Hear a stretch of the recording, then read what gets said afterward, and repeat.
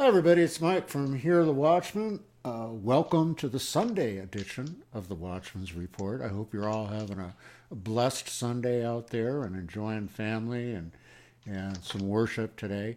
We're gonna talk again with Hope Ann. We talked to her on Friday, and now we're gonna talk to her again. And we're talking about chips, and we're not talking about chips and salsa. We're talking about RFID chipping. The fact that it's real, the fact that it goes on day in and day out across the United States for some very sinister reasons. Hope Ann, thanks for coming back on the show with us. Yeah, hi Mike, how you doing? Now, Hope Ann, you're going to talk today a little bit about I guess it's the Air Force Base that's involved in this. And let's just say, forget about any branch, let's just say the military involvement in chipping. And you're also going to discuss the patent and some other issues. So tell us how the military is involved in all this. Okay, so I have this document. It's a bunch of references on here. The first reference is gps.afspc.af.mil, and it's under navcen.uscg.gov also. It's also under space-track.org and inthesky.org, satmap radar.php. And what it shows you, it shows you a picture of General John Raymond, Commander AFSPC, and the document is titled, How the United States Air Force Tracks Everyone. So it shows you the arrows on how they do this. So number one, it says satellite tracking hits the top back part of your head at the frequency of 3,600 to 3,750 megahertz. Then it says number two, reflected signal is timed using atomic clocks to determine precise elevation and GPS coordinates within 1 centimeter. Then number three says precise GPS coordinates sent to WGS satellites. Then it goes to number four, WGS satellites relay to the supercomputer at the Air Force SPC. Then it goes down to five, Air Force Space Command, Schriever Air Force Base. It says precise GPS coordinates sent from the supercomputer to local cell towers for a mass delivering of subliminal messages 24/7. And then it goes to number six, which shows the tower. It says microwave bullets. The frequency is 2,300 to 2,600 megahertz. It says 5G antenna equals 28 to 41 gigahertz. And then down below it says, these microwaves cause brain damage. I mean, this document is, I can't even, just to look at this document, it's so evil. I think, this is really evil. Well, now, when you talked in the previous episode, we talked about the desire for them, and we all know who they are, but you talked about control. And so what you're talking about is they can actually transmit subliminal messages to us. They can control our heart rates. They can cause this ringing in your ears. Basically, they even have a mind print. They even have like a brain print now. They can find you in a scan of people per your brain print. It's almost like your fingerprint. It's really alarming, Mike. It's really alarming. I don't think they'd want to look at my brain print, but it's frightening to know that they could do that. It really, truly is. But you know what? Yeah, you know what upsets me is that I found it says the United States Patriot Act, number 802 of the United States Patriot Act. This is a crime, and this is considered terrorism. This is literally considered terrorism, and yet they're getting away with it. It's unbelievable. It's unbelievable. I have another document. It's titled Government-Sponsored Stalking. It says exposing organized stalking and government corruption through evidence gathering. And it says here, government-sponsored stalking.info. That's what it's on. It says figure 7.5, G-based continuous M health monitoring. Now this has to do with, the embedded chip inside of you, like the one that's inside of me. It shows this whole picture. It shows the hospital. It points to a database and then a database server. It shows the doctors over on the right side. It says alarm verification, which points down to a smart engine, data mining back and forth, ND storage, it says. It says patient data pointing to the database, and then patient alarm, which points the arrow out to a 5G network. Then that 5G network points to another patient alarm that has like an actual tall cell tower. And then that patient data is pointing back to the 5G network, because people have to understand when you've been embedded with a microwave, embedded with a RFID, microwave radiation is coming off of that, number one. But number two, it's a Wi-Fi device. You're literally sitting there with a Wi-Fi device inside your body. It is sending and receiving information 24/7, 365 days a year. And I'm here to tell you the sad part. I mean, if this isn't all bad enough, Mike, I have come across documentation, not once, not twice, but three times now, that states that when they have implanted people with these devices, the average, Mike, the average that person will be with full-blown cancer is 10 years. That's the average. And I have come across that documentation 3 times now, and it's very upsetting. So I'm trying my darndest to get mine removed. I've got an attorney, so I'm trying to get it removed. I mean, it's going to cost a lot of money. I know I had a girlfriend that had a mesh implanted in her body, and about 10 years ago, she got that removed. She had to go through a law firm and pay a private doctor $25,000, and that was a little over 10 years ago.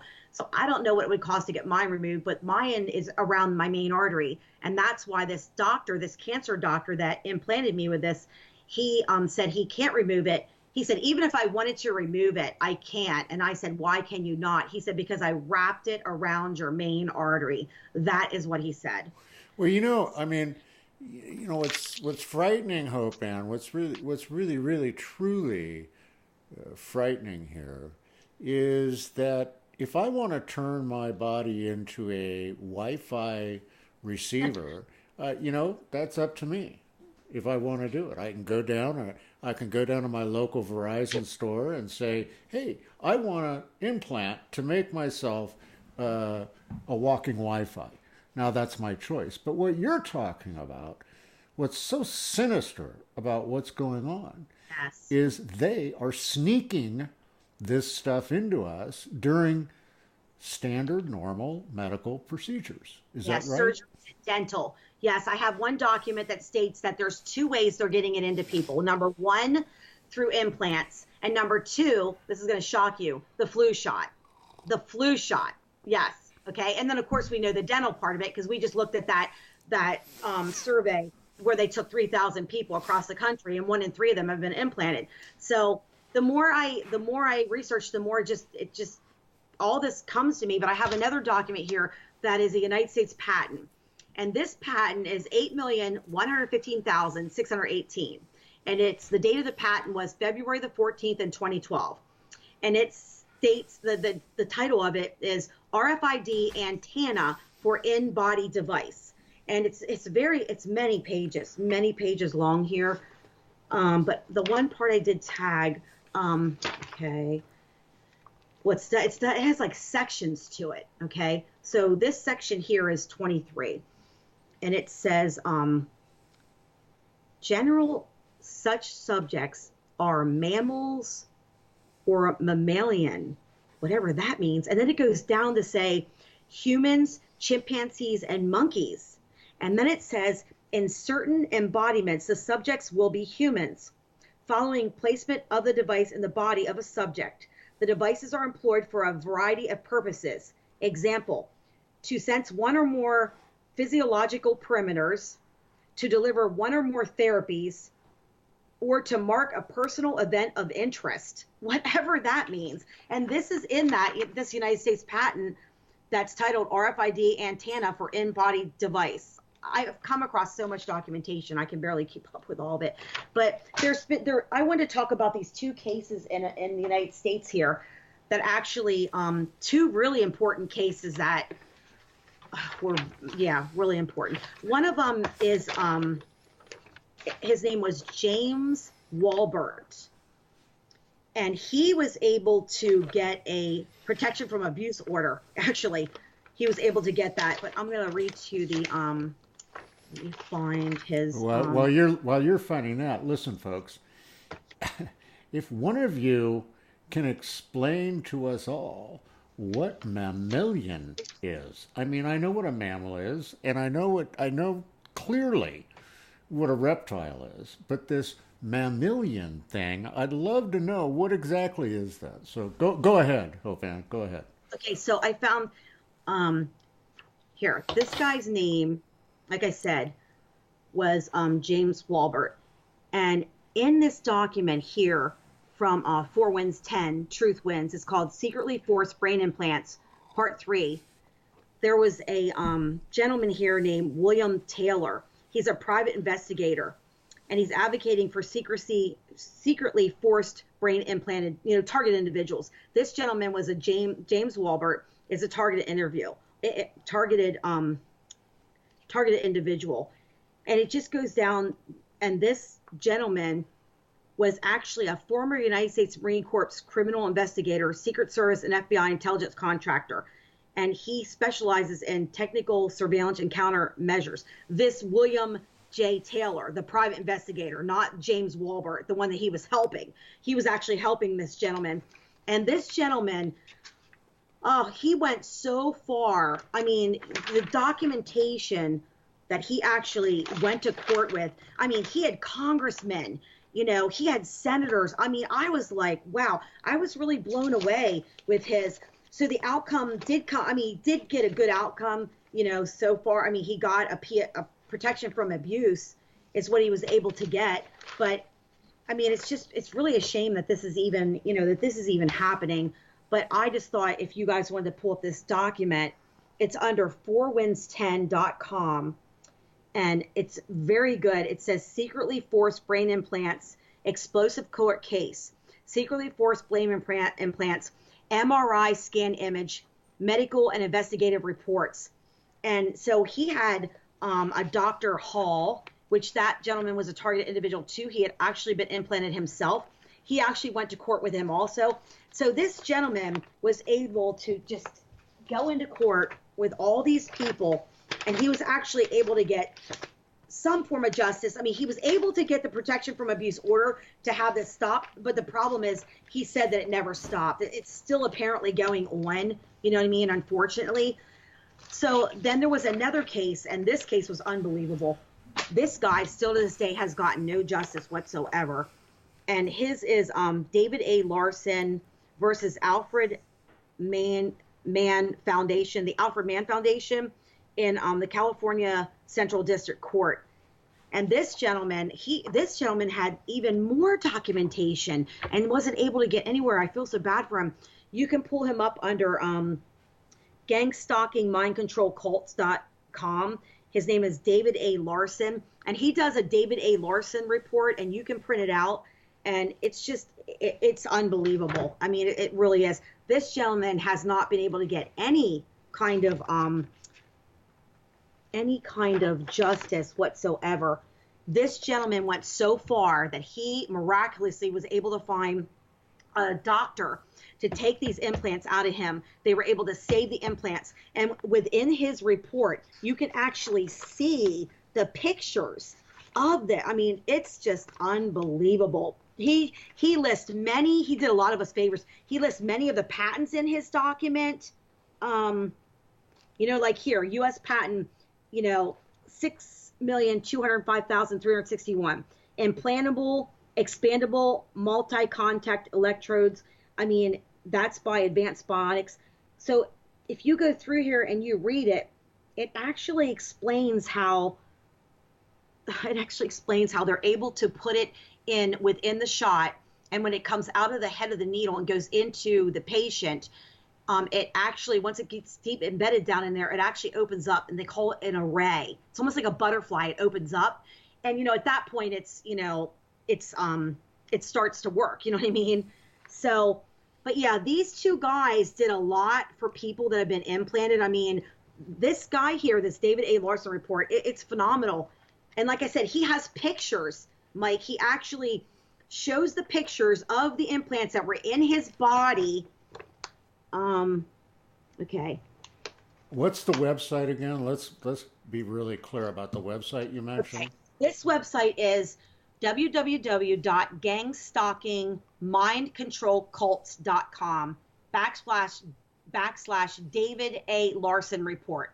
It's under David A. Larson report, electronic weapons, because he was implanted with like 22. He had like 22 implants in him, Mike. Can you believe that? Yeah. Unbelievable. But I just found this one part.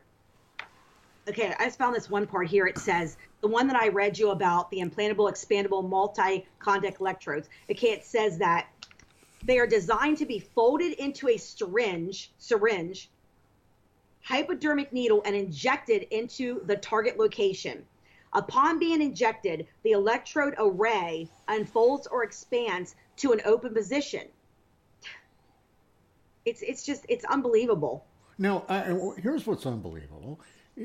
How is this possibly legal? It's not legal. Well, right here it says on page number 8, because the illegal and unethical activity of monitoring an unwilling subject involves a database, which one can assume is being backed up and stored somewhere, perhaps even online for remote retrieval, and also involves a program to be housed on a server that can be accessed by Shulman, Laib, and Troyk. These were the scientists that were involved in this, is what he's stating in this whole document. I mean, the document is, I don't even know where to begin with it. It's literally unbelievable. This man did so much research. The amount of documentation that this David A. Larson has is just unbelievable against, against the Alfred E. Mann Foundation. He filed a lawsuit against them, and you're not going to believe this. He still hasn't been able to get anywhere. And the documentation is unbelievable, Mike. He didn't get as far as the other gentleman that actually had the FBI Secret Service agent helping him, along with Dr. Hall and the congressman and senator. This gentleman here, David A. Larson, it's from what I see here within the courts, he literally didn't get anywhere. It's like they threw it out. Even though he had all this documentation, he had the proof of all the patents, he had the doctor that actually videotaped the removing these things out of his body, and pictures of the devices, pictures of these covert technology devices coming out of his body. I mean, it's really sad, and it's really scary. You know what I mean? It's really sad and scary. Yeah, it is. And what do people do who say, like, okay, I've had enough of this? What do we do? How do we get together to fight this? We have to pray, Mike. I think we have to expose the works of the enemy, and we just have to seriously buckle down and do major spiritual warfare and pray, because it's demonic. This is point blank demonic. I mean, when they can send a command from a database into this device that's inside of my body, I mean, it's unbelievable. I mean, it is unbelievable what they are doing here. And it's illegal. But I did find the one document here. It says James Walbert's case. He was in the United States District of Kansas. He was in Wichita, Kansas. Okay, it states that this technology allows the perpetrator to not only monitor his location and physiological functions, but to actively interfere with these physiological functions. The victim is exposed to internal exposure to directed energy sensors, RFID chip, and other similar devices. The perpetrator can use this equipment to interact with the implant. The implant can and is stimulated to cause a variety of reactions within one's body. These devices are toxic, metallurgical, they're metal basically, due to the makeup of the implants. And this was William J. Taylor Agencies. This is a gentleman, this is the ex-FBI, ex-Secret Service, ex-Marine, technical surveillance and countermeasure expert. This gentleman, I think if he had not had this private eye, this gentleman, which was an ex-FBI agent, I don't think this James Walbert's case would have gotten as far as it did. I think, and like I said, he had a congressman, he had a senator, he had doctors, he had that that Dr. Hall, he has a book. He has a book too. Actually, Dr. Hall has 2 books out. In fact, I actually read he's coming out with a movie, that Dr. Hall. So I'll have to keep an eye open for that and let you know. But he's coming out with a movie to expose this. So that'll be really good. And like I said, he's a doctor. Wow. Yeah, that's interesting. That's interesting stuff. And it is time for this to be, kind of brought to the forefront because, people think that when we talk about this, we're conspiracy theorists and I wish it was, Mike. Here's the book from Dr. John. His name is Dr. John Hall. This is one of his books. It's called A New Breed, Satellite Terrorism in America. Dr. John Hall. Oh, here's his second one. I'm sorry. I do have his other one. His other one, and I think this is the most recent one. It's called Guinea Pigs, Technologies of Control. Oh, that's a great title. That's again by Dr. John Hall. Well, listen, folks, we're running out of time today. Again, I don't know, the time Hope Ann just blows by when we do our shows. We're going to have Hope Ann on again next week to go over some other breaking developments here in the world of chipping. And I hope you're all having just a wonderful, blessed Sunday. Remember to visit HereAtTheWatchMen.com. Come on out to Dallas, Texas. In March 5th through the 8th, and be informed. Come on out there and get informed. Buy your ticket by the 15th of this month and get it for $79. So, Hope Ann, thank you. We're looking forward to seeing you next week. Go out and have a wonderful, blessed rest of the day here on this beautiful Sunday afternoon. Okay, you too, Mike. Thanks a lot. All right, folks, that's going to wrap it up for this edition of the Watchman's Report. Remember, as I always say, there is absolutely nothing you can't do with Jesus in your heart, except nothing at all. Come on, get up off the couch, go out there, make a difference in someone's life for Jesus. We'll see you next time here on The Watchman's Report.